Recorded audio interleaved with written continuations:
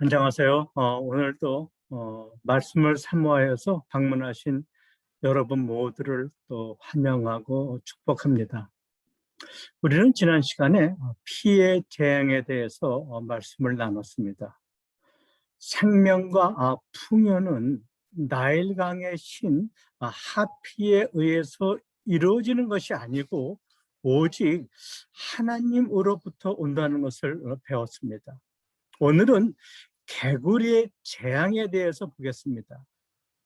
개구리의 재앙은 출애굽기 8장에 나오는 내용입니다. 8장 1절에서 15절의 말씀입니다. 하나님은 오늘 다시 모세에게 이렇게 명령을 하십니다. 여호와께서 모세에게 이르시되 너는 바로에게 가서 그에게 이르기를 여호와의 말씀에 내 백성을 보내라. 그들이 나를 섬길 것이니라. 바로에게 가서 내 백성을 보내라. Let my people go. 또 이렇게 말씀을 하십니다. 모세가 애굽 왕 바로에게 가서 이렇게 말하는 것입니다. 이스라엘은 너의 백성이 아니다. 나 여호와의 백성이라는 것입니다. 이스라엘은 누구에게 속한 백성인지 바로에게 다시 알려주라는 것입니다. 이것은 또한 우리에게는 이렇게 말하는 것입니다. 너는 내 백성이다. 이렇게 말씀하시는 것입니다. 다시 말하면 너는 세상을 향하여서 하나님의 백성이라고 외치라는 것입니다. 그리고 너 스스로에게도 나는 하나님의 백성이라고 외치라는 것입니다. 여러분, 어쩌면 이것은 우리 신앙의 근본 내용입니다. 나는 누구인가? 바로 하나님의 백성이라는 것입니다. 그렇다면 하나님의 백성인 내가 무엇을 해야 하는가? 그것은 하나님을 섬겨야 한다는 것입니다. 예배를 드려야 한다는 것입니다. 여러분, 예배는 우리 신앙이 성장할 수 있는 가장 중요한 방법입니다. 왜냐하면 예배는 하나님과의 만남이기 때문에 그렇습니다.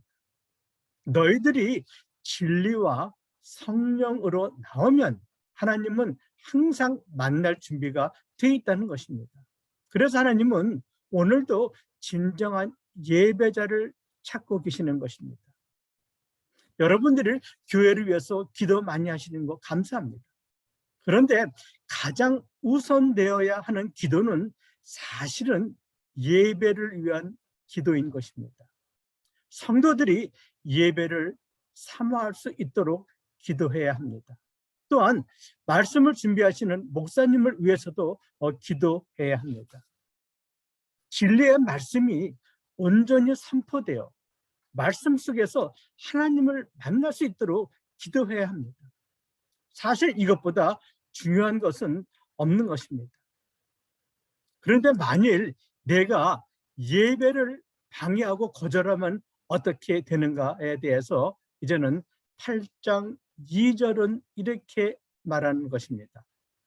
내가 만일 보내기를 거절하면 내가 개구리로 너의 온 땅을 치리라. 바로는 예배를 방해합니다. 그러자 재앙이 임합니다. 개구리가 나일강에서 올라와서 온 천하를 덮습니다. 그런 내용이 3절, 4절 말씀입니다. 궁과 침실과 화덕과 떡반주 모든 것에 개구리가 있다고 말하는 것입니다. 마치 이런 것이죠, 여러분들. 네. 여러분 생각해 보세요. 방에 가보니까 온통 개구리인 거예요. 그래서 부엌으로 도망갔는데 거기 찬장, 그릇에도 온통 개구리가 있는 것입니다. 너무나 놀랍고 징그러워서 화장실에 갔더니 거기도 개굴 거리면서 화장대 변기에도 가득한 것입니다. 여러분, 개구리는 번식력이 아주 좋은 동물이라고 말합니다. 그래서 당시 애굽 사람들은 애를 많이 낳게 해달라고, 또 가축의 수가 불어나기 위해서 다산의 여신인 헤케드 신에게 빌었다고 말합니다. 그 신의 상징이 바로 개구리입니다. 헤키드는 그러니까 생명과 다산의 여신인 것입니다. 그래서 그들은 때로는 개구리의 그림을 붙여놓고 빌었다고 말합니다. 그래서 하나님은 이렇게 말씀하시는 것이죠. 너희는 자식을 많이 낳고 번성하기 위해서 개구리 여신에게 빌지. 그러면서 웃기지 말라는 거예요. 오직 그것은 하나님으로부터 온다는 것입니다. 여러분, 얼마 전까지 이 헤케드 신이었던 개구리가 이제는 혐오스럽고 징그러운 동물로 전락하고 만 것입니다. 이 다산의 여신이 오히려 저주가 되었다는 것이죠. 하나님의 손에서 그 신이 파괴된 것을 말하는 것입니다. 여러분, 이 개구리가 지금 온 천하에 가득한데, 여러분, 바로도 자신이 신이라고 그랬잖아요. 근데 신인 이 바로도 이 개구리 하나 통제할 수 없었다는 것입니다. 여러분, 시편에 보면은 하나님은 모든 만물의 경계를 정해 놓으셨다고 말합니다. 시편 104편 9절은 이렇게 말하는 것이죠. 그러니까는 물의 경계를 정했다는 것은 무엇입니까? 바다의 파도가 어느 선까지만 오게끔 막아놨다는 것입니다. 모든 생태계는 보이지 않는 한계가 있다는 것이죠. 그런데 하나님이 잡고 계신 이 한계 하나만 느지나게 해도 세상은 엉망이 되고 만다는 것이죠. 하나님이 이 개구리의 서식지를 약간 풀어놓자, 조금 넓히자 엉망이 된 것입니다.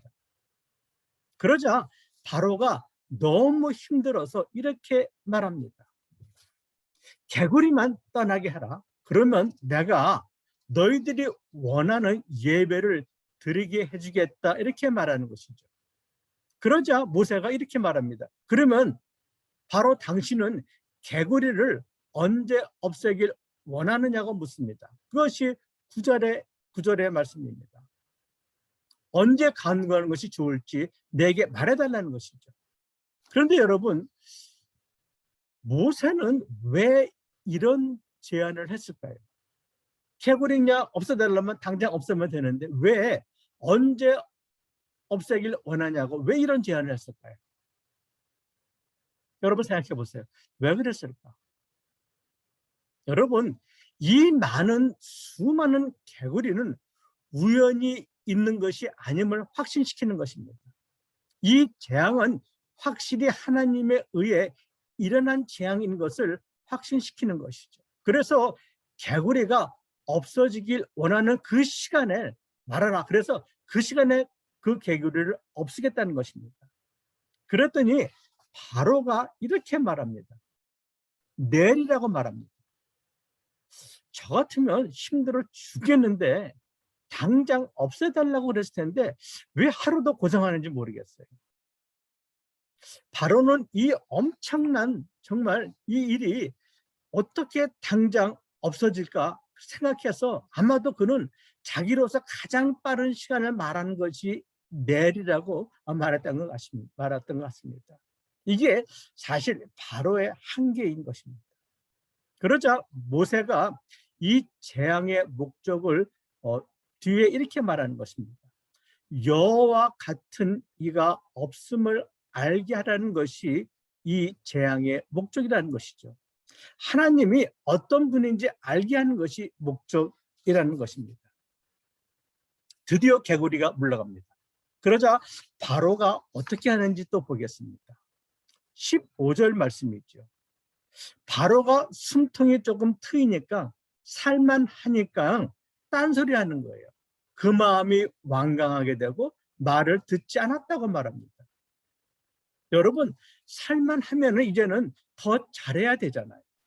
그런데 조금 여유만 생겨도 교만해져서 불순종하는 것입니다. 어쩌면 우리와 똑같은 것 같습니다. 여러분, 우리들은 정말 죽을 지경이 되면 하나님께 별소리 다 합니다. 그런데 그 문제가 해결되고 나면 언제 그랬냐 우리는 입을 닫습니다. 그때 내가 너무 급해서, 정신없어서 경솔하게 약속했다고 말합니다. 그런데 여러분, 그게 아닙니다. 내가 정신없어서 약속한 것이 아니고 내 코가 석자이기에 그때는 정말 겸손해져서 제 정신이라 말한 거예요. 사실 그때가 제 정신인 것입니다. 그런데 이제 해결되고 나니까 다시 교만해진 것이죠. 그러니까는 내가 힘들고 여러분들이 괴로울 때 한 약속을 여러분 꼭 지키시는 여러분이 되시기를 부탁드립니다. 바로처럼 또 다른 재앙을 만나지 않기를 바라는 것입니다. 그런데 여러분, 이 재앙은요, 옛날 애굽에만 있었던 사건이 아니라는 것입니다. 지금도 우리 속에는 우글거리는 우상을 인정하고 예수 그리스도의 이름으로 내쫓으라는 것입니다. 특별히 여러분, 개구리의 영을 내쫓아야 합니다. 아니 목사님, 개구리의 영이 뭐냐고요? 네, 여러분, 개구리의 영에 대해서 요한계시록 16장에서는 이렇게 말씀을 합니다. 여러분, 바로 예수께서 이제는 재림 직전에 최후까지 발악할 하나님의 원수가 개구리의 형상으로 이렇게 나타나는 것입니다. 귀신의 영이라고도 말합니다. 여러분, 개구리는 생물학적으로 양서류입니다. 양서류라는 것은 양쪽에 산다는 거예요. 땅에도 살고 물에도 산다는 것이죠. 그러니까는 소속이 불분명한 것입니다. 이것을 영적으로 말하면 이런 말이에요. 하나님의 이름을 말하지만은 실제는 악령에 이끌려서 갈 때 이것을 우리는 개구리 영의 역사라고 말합니다. 여러분, 개구리는 소리가 요란합니다. 여러분도 들어봤는지 모르겠어요. 저는 어렸을 때 논바닥에서 개구리가 개굴 하는 소리를 엄청나게 들어봤습니다. 모든 똑같은 소리로 요란하게 짓거립니다. 근데 그 내용은 알아들을 수가 없는 것이죠. 입으로는 하나님의 말씀을 말하는데 내용을 들어보면 자기의 욕심을 따라 말한다는 것입니다. 그래서 원래는 거짓 선지자들에게 이 개구리의 영이 들어갔다고 말했던 것이죠. 성령을 따라 말하는 것 같은데 사실은 악령이 좋아하는 일만 한다는 것입니다. 문제를 해결한다고 말을 하는데 결국 문제를 더 만듭니다. 그래서 결국에는 하나님의 뜻을 왜곡시키는 것이죠. 이런 사람의 특징은 확실한 신념이 없습니다. 다른 개구리들이 개굴 거리는 소리를 듣고 똑같이 개굴거리는 거예요. 남이 한 이야기를 개굴대면서 그것이 진리인 양 말합니다. 정확히 알려고 노력하지도 않고 확신도 없어서 우유부단합니다. 이런 개구리의 영에 붙잡힌 성도들도 많고 사실은 목사님들도 많이 있습니다. 하나님이 싫어하는 방향으로 나가면서 자기도 모르는 거예요. 이것이 개구리 영의 역사입니다. 그리고 듣는 사람들은 온통 개구리 소리만 들으니까 진리를 깨닫지 못하고 그대로 끌려가는 것입니다. 그래서 결국은 진리를 왜곡하고 성령의 역사를 회방하게 되는 것입니다. 요즘 교회 안에 이 개구리 영의 역사가 너무 많이 나타난다고들 말하고 있습니다.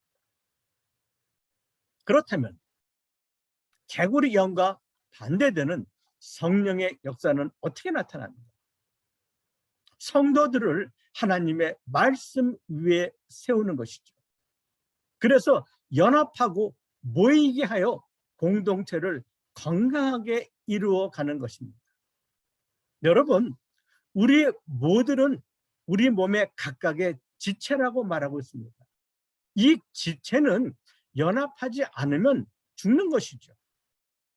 그렇다면 어떻게 하면 우리들은 이 개구리의 영에 붙들리지 않을 수 있는 것인가? 그것은 우리가 진리에 대한 분별력이 있어야 한다는 것입니다. 말씀을 확인하는 노력이 필요합니다. 깊은 묵상과 기도를 통해서 하나님과 깊은 관계를 가져야 한다는 것입니다. 그래서 우리는 이런 기도를 하기를 원합니다. 진리의 성령, 내 안에 오셔서 분별력을 주시옵소서. 개굴거리는 그 음성에 기울이지 않고 진리의 말씀에 귀를 기울이는 우리 모두 되기를 원한다고 기도하시기 바랍니다. 여러분, 이 발언은 이제는 숨을 쉴만 하니까 또 불순종합니다. 바로가 불순종한다고 하나님이 실패한 것은 아닙니다. 그것은 말씀대로 되었다고 성경은 말합니다. 15절에서 이렇게 말하고 있는 것입니다. 말씀대로 되었다고 말합니다.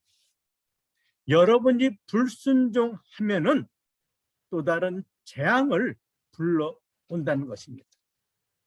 오늘도 하나님의 말씀에 순종하는 우리 모두 되기를 축복합니다. 기도하겠습니다. 하나님, 우리 신앙의 성장을 위해서 하나님이 백성들이 반드시 해야 하는 것은 진정한 예배입니다.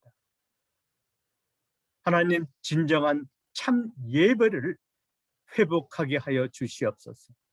하나님의 찾는 참된 예배자들이 되게 하여 주시옵소서. 우리 안에 있는, 또한 우리 교회들 안에 있는 개구리의 영을 제거하여 주시옵소서. 우리에게 영적 분별력을 허락하여 주시옵소서. 살아계신 예수 그리스도 이름으로 기도합니다. 아멘. 다음번에는 제가 파리 재앙, 즉 운명을 주관하는 신 우와 티트, 파리 대왕에 대해서 함께 말씀을 나누도록 하겠습니다. 다음 시간까지 주님 안에서 모두 승리하시기를 바랍니다. 샬롬.